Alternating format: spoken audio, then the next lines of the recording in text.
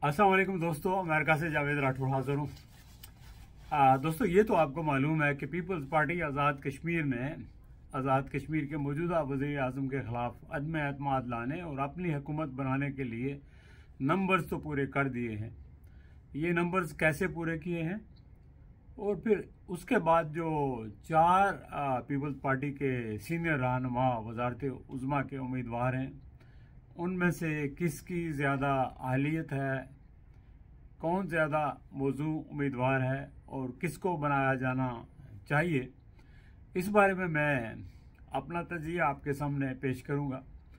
जहां तक नंबर्स पूरे करने वाली बात है, तो आपको मालूम है कि जिस मुल्क के अंदर, जिस माशरे के अंदर लोगों के असूल ना हों और हर एक शख्स की कीमत हो और उसके कुछ मफादात हों, तो वहाँ नंबर्स पूरे करना कोई बड़ी बात नहीं। और हर दौर में नंबर पूरे किए जाते रहे और अब भी पूरे हो गए और कल अगर किसी को ज़रूरत पड़ेगी तो फिर भी पूरे हो जाएंगे, चूँकि ऐसे लोग सियासत में मौजूद हैं जिनका उड़ना बछोड़ना जो है सिर्फ़ और सिर्फ इक़्तिदार है या मफादात हैं, असूल या कोई नज़रिया उनका मतमा नज़र ना है, ना उनके पेश नज़र है, तो नंबर पूरी करना कोई बड़ी बात नहीं।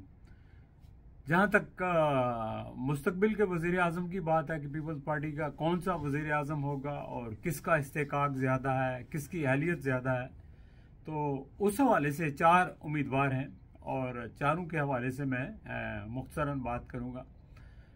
इस वक्त जो चार उम्मीदवार हैं उनमें पीपल्स पार्टी के सीनियर लीडर जो है चौधरी लतीफ़ अकबर हैं, जो असम्बली के स्पीकर हैं। इसके अलावा पीपल्स पार्टी आज़ाद कश्मीर के सदर चौधरी यासीन साहब हैं। पीपल्स पार्टी आज़ाद कश्मीर के सदर सेक्रेटरी जनरल फैसल मुमताज़ राठौर हैं और पीपल्स पार्टी के एक और साबिक़ वज़ीर आज़म सरदार याकूब साहब हैं, जिनका ताल्लुक पुंछ से है।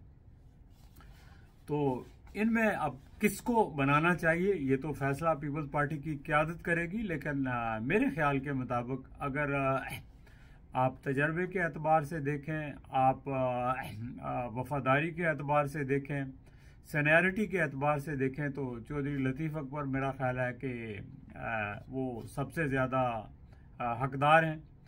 वो बहुत पुराने पीपल्स पार्टी के कारकुन हैं, बल्कि एक ज़माने में जब पीपल्स पार्टी ने आज़ाद कश्मीर के अंदर कायदे हिज़्ब इख्तिलाफ बनाना था और उसमें चौधरी लतीफ़ अकबर साहब और कमरुज़्ज़मान साहब के दरमियान एक दौड़ थी, तो मेरी मोहतरमा से बात हो रही थी, तो कहने लगी कि किसको बनाया जाए।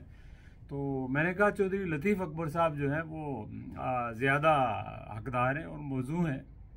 तो मोहतरमा ने कहा नहीं, चौधरी लतीफ़ अकबर तो वफादार हैं, वो लॉयल कारकुन है, वो पार्टी नहीं छोड़ेगा, लेकिन अगर कमरुज़्ज़मान को ना बनाया तो वो पार्टी छोड़ देगा और इस वक्त हम मुतहम्मिल नहीं हो सकते कि पार्टी हमारी वहाँ कमज़ोर हो जाए और उसका मैसेज पाकिस्तान में भी जाएगा। तो दोस्तों, बाज़ औक़ात जो वफ़ादारी होती है और ज़रूरत से ज़्यादा वफ़ादारी, वो भी जो है कोई ख़ास आपको फ़वाइद नहीं दे सकती, लेकिन बाज़ लोगों की ख़ासियत होती है और मैं समझता हूँ कि ये बड़ी अच्छी ख़ासियत है कि उनके अंदर वफ़ादारी पाई जाती है। तो इस लिहाज से देखा जाए तो चौधरी लतीफ़ अकबर का हक़ बनता है। और फिर उसके अलावा उन्होंने जॉइंट अवामी एक्शन कमेटी के ख़िलाफ़ कोई सख्त बयान नहीं दिया और एक मोतदिल मजाज रखने वाले हैं, तो इस लिहाज से मेरा ख्याल है कि उनको भी कंसिडर किया जाना चाहिए।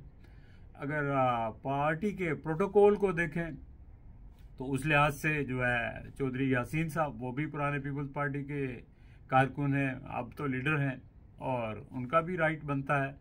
लेकिन चौधरी यासीन साहब का जो जॉइंट अवामी एक्शन कमेटी के साथ उनका ताल्लुक़ कोई ज़्यादा मुस्तहसन नहीं है।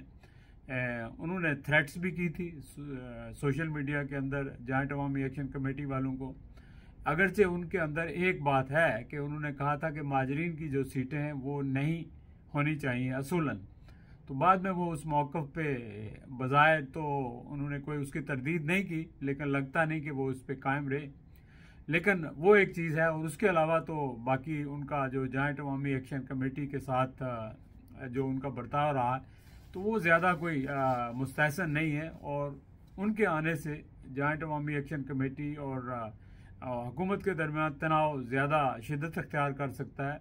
और ये भी हो सकता है कि वो महाजरीन की सीटों के हवाले से कोई इकदाम उठाएं, उनको ख़त्म करें तो उनकी पॉपुलैरिटी में इजाफा हो जाए, लेकिन ऐसा मुझे नज़र नहीं आता क्योंकि ये फ़ैसला वो अकेले नहीं कर सकते। उसके बाद हैं सरदार याकूब साहब। सरदार याकूब साहब का ताल्लुक चूँकि पुंछ से है और ये तहरीक जो है सबसे ज़्यादा पुंछ के अंदर मुस्तहकम और मजबूत है। और सरदार याकूब साहब भी धीमे मजाज के आदमी हैं, ठंडे दिल के आदमी हैं, ठंडे मजाज के आदमी हैं। तो उन्होंने भी जॉइंट अवामी एक्शन कमेटी के ख़िलाफ़ या अवाम के ख़िलाफ़ कोई सख्त अल्फाज इस्तेमाल नहीं किए।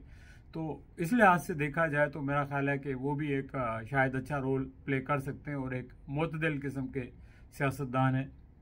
और उसके बाद आप आते हैं फैसल मुमताज़ राठौर, जो इन सब में हैं तो सबसे जूनियर हैं। और वो जो हुकूमत है मौजूदा अनवारुल हक साहब की, उस हुकूमत में वो ये समझिए कि आप उनकी नाक का बाल थे। उनके बहुत करीबी दो जो साथी थे उनमें से एक थे, उनका एतमाद हासिल रहा है और वो मुज़ाकराती कमेटी के चेयरमैन भी थे। और इस दौरान उन्होंने मुज़ाकरात के मुख्तलिफ अदवार किए जॉइंट अवामी एक्शन कमेटी से।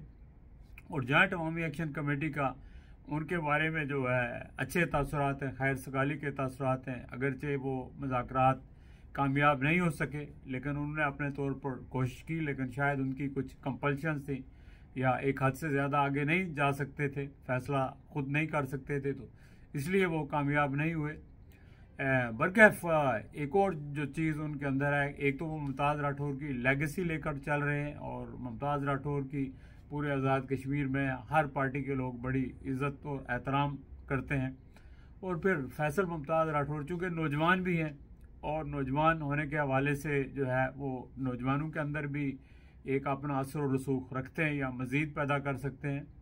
और फिर उसके अलावा उनके अंदर भी जो है वो उनका लबो लहजा जो है वो कदरे धीमा होता है, मसालियाना होता है, तो इसलिए उनको भी कंसिडर किया जा सकता है। लेकिन ये चारों जो है एक दूसरे के बिल्कुल हम पल्ला हैं, लेकिन ये फैसला हुकूमत ने करना है। सॉरी, हुकूमत ही समझ लें आप। आज़ाद कश्मीर की हुकूमत तो अमलन पीपल्स पार्टी की क़यादत के पास होगी, तो उन्होंने फैसला करना है कि किसको वज़ीर आला बनाना है, वज़ीर आज़म बनाना है और किससे क्या काम लेना है और क्या अहदाफ हासिल करना चाहते हैं, ये तो उन्हीं को मालूम होगा। लेकिन बरकैफ एक चीज़ मैं आपको बताना चाहूँ कि जो भी इनमें से वज़ीर आज़म बन गया उसको जॉइंट अवामी एक्शन कमेटी के साथ किए गए माहदात के ऊपर अमल दरामद करना पड़ेगा।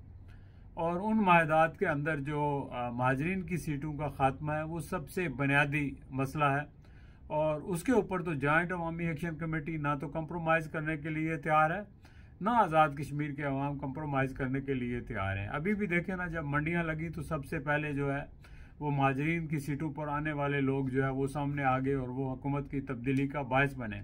और ये अभी की बात नहीं, मतलब अभी चौथा वज़ीर आज़म बन रहा है और हर बार जो है ना इन्होंने पार्टियां बदली।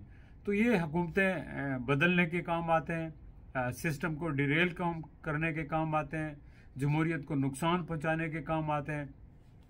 इसलिए आज़ाद कश्मीर के अवाम इन सीटों का खात्मा चाहते हैं और पीपल्स पार्टी को इन सीटों का खात्मा करना पड़ेगा।